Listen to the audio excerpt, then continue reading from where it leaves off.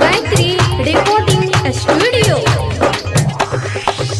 हाँ हो भोला बाबा खोला के बहारी, हो भोला बाबा खोला के बहारी, हो भोला बाबा खोला के बहारी। आइलो हम तोरा देखो दुआरी, सुनो हो बाबा दिल के कोटा से शादी कराई दे, लगन लगाई दे, जल चढ़ब तोरा लोटा से। शादी कराई दे, लगन लगाई दे, जल चढ़ब तोरा लोटा से।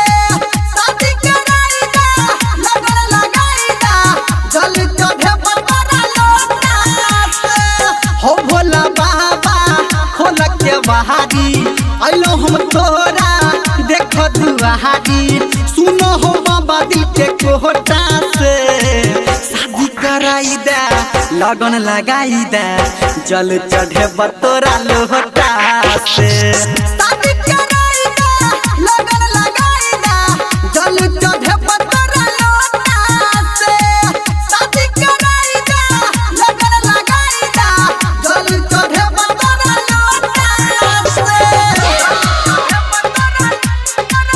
डीजे दयानंद दिलदार सरस्वती स्थान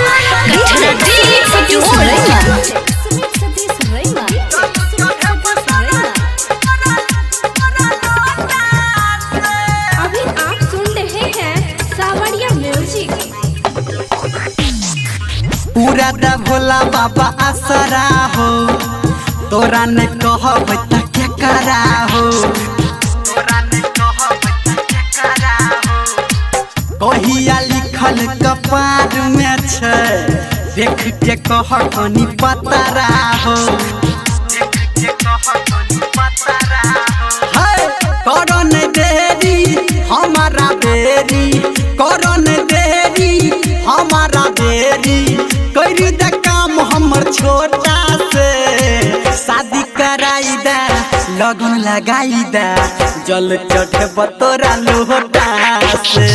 शादी कराई दे, लगन लगाई दे, जल चढ़े तोरा लोटा से। शादी कराई दे, लगन लगाई दे, जल चढ़े तोरा लोटा से।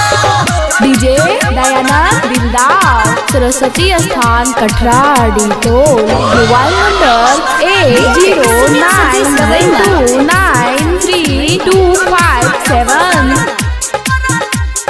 Singing by Dharmendra Nirmaliya. सब कहल कही तोरे नाम, तू बनाब छ सबके काम।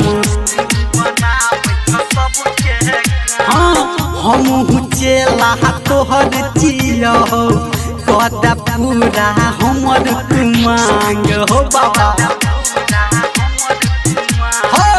धर्मेंद्र संजय गौतम के, निर्मलिया हसन जय गौतम के, बाबा निकाल तू बेटा से।